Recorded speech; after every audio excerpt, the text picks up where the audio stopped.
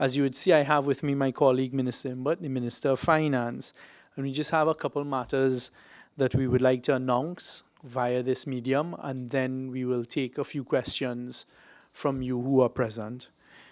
I'd like to start by saying that today the Cabinet has agreed that we should ratify the Paris Climate Change Agreement that everyone is aware of and that has been taking up a lot of international news and being the focus of international discussion.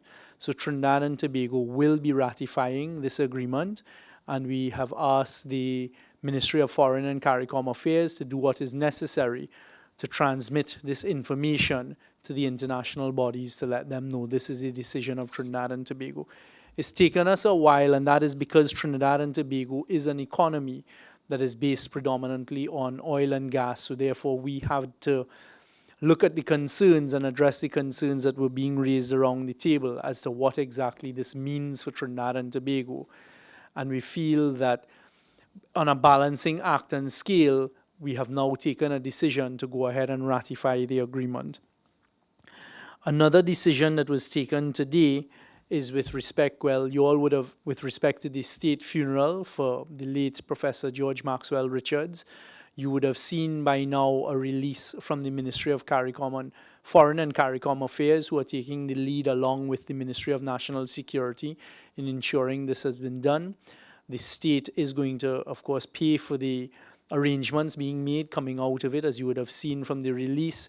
Starts off with the body of the former president being laid in Parliament on Monday. There will then be a procession through the University of the West Indies on Tuesday, with the body coming back to Lions State at Napa on Tuesday afternoon, with the funeral taking place on Wednesday at 10 at Napa.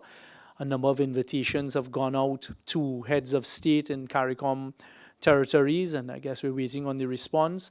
There's still a lot of details being worked out, a lot of discussions taking place, and the state is trying its best to make sure that we've fully supported the family of the former president in this time of sorrow, and we are making the necessary arrangements. Once everything has been finalized, then the appropriate body will make that final announcement. But those are the big ticket items as to what will be happening next week. After the funeral on Wednesday, the family is also asking that arrangements be made for after the cremation of the body for a ceremony to take place, I believe, in San Fernando with the scattering of the ashes. But those details are still being worked out, and as is our nature, as soon as we have finalized information, we will provide it to Trinidad and Tobago. One of the other decisions that we took today that I'd like to announce is, you would have heard in the Prime Minister's speech on Sunday that 2018 is a year of great hope for us in Trinidad and Tobago, and certainly we feel so at the government level. Over the past couple of years, we've been listening to the private sector of Trinidad and Tobago and listening to them very carefully as they say that there may be projects that they'd like to undertake, and the whole diversification plan for Trinidad and Tobago outside of the oil and gas industry. You're looking at areas of manufacturing, light manufacturing, small manufacturing, medium, etc. And those things always relate to a number of projects and the type of projects that can be driven by the private sector and them investing their own capital into the economy of Trinidad and Tobago. So we've listened, and the Cabinet has today taken a decision to create a body that will be the interface and the face of the government, going out and interfacing with private enterprise to find out what are the projects you want to do and how can government assist in getting these projects done. What is it that is needed? And also to do an assessment of the persons who want to come forward with large, medium-scale projects to really get our economy going the way that we expect it to be going in 2018.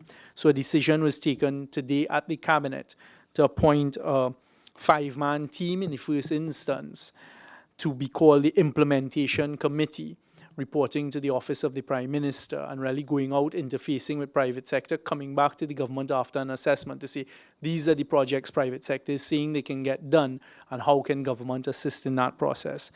That committee, the Implementation Committee, is going to be chaired by Mr. Christian Mute, who is the chairman and chief executive officer of Victor E. Mute Limited, and also, I believe, the chairman of Agostini's Limited, which is a publicly traded company. The deputy chairman will be Mr. Richard Young, the chairman of Trinidad and Tobago International Finance Center Management Company Limited. Mr. Blair Ferguson, the managing director of Kenson School of Production Technology. Mr. Shamir Ronnie Mohammed, Miss Gloria Jones Nape from Tobago. This is the initial composition of this implementation committee, and if and when, as it grows and things start taking off, there's a need to supplement by bringing in more members. That is something that the cabinet is prepared to do. At this stage, I'll pass us over to Minister Imbert for him to make his announcements. Good afternoon. As you may be aware, Caribbean Airlines is reactivating its Port of Spain to Havana route with an inaugural flight. Well, it would be the first flight under Caribbean Airlines. From Port of Spain to Havana, the first flight takes place on Saturday. The service will be a twice weekly service on Tuesdays and Saturdays. The flights have been timed to allow people who reside in other countries around Trinidad and Tobago, such as Barbados, Grenada, Guyana, etc., to fly into Port of Spain to connect with that flight going to Havana. It leaves at about 8:30, 9 o'clock in the morning. The plane turns around in Havana, spends an hour or two on the ground, and then comes back down. And it will be a twice weekly service. There's quite a contingent going, I'm told, including members of the local media. This is all part of our effort as a government to increase trade with Cuba. The Minister of Trade and Industry will be representing the government. Honorable Paula Gopi-Scoon will be traveling on this inaugural flight to represent the government of Trinidad and Tobago. And one of the opportunities, Caribbean Airlines did market research on this flight. It did not do it whimsically. And the research indicated that this route has significant potential for profitability in terms of demand, because the intention also is to attract other travelers from Central and South America who may wish to travel to Cuba to Port of Spain to pick up this flight to go up to Havana, because some of the other routes that they currently have to travel, if you're living in Central or South America, are a little bit difficult in terms of getting flights to Cuba. With Trinidad and Tobago, it'll just be one stop. They come to Port of Spain and then they go straight to Havana. There is a Chinese airline that is already connecting between Beijing, I believe, and Havana via Montreal. So Chinese tourists and Chinese business people are already traveling to Cuba via Montreal. And we are also hoping we can tap into that market because, of course, China is a country with a huge population.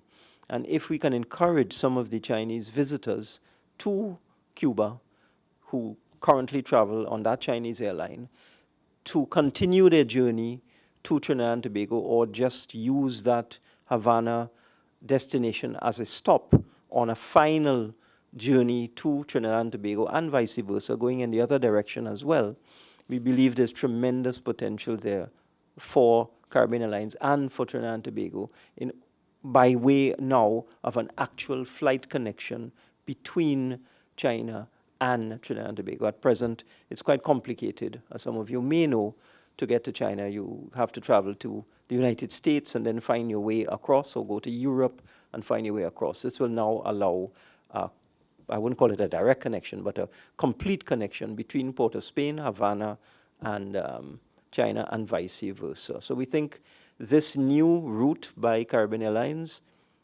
is very encouraging. We think it will be quite profitable, and we think there are tremendous benefits that will flow to the country, not just from air travel, but from investment by way of this new flight to Havana, Cuba.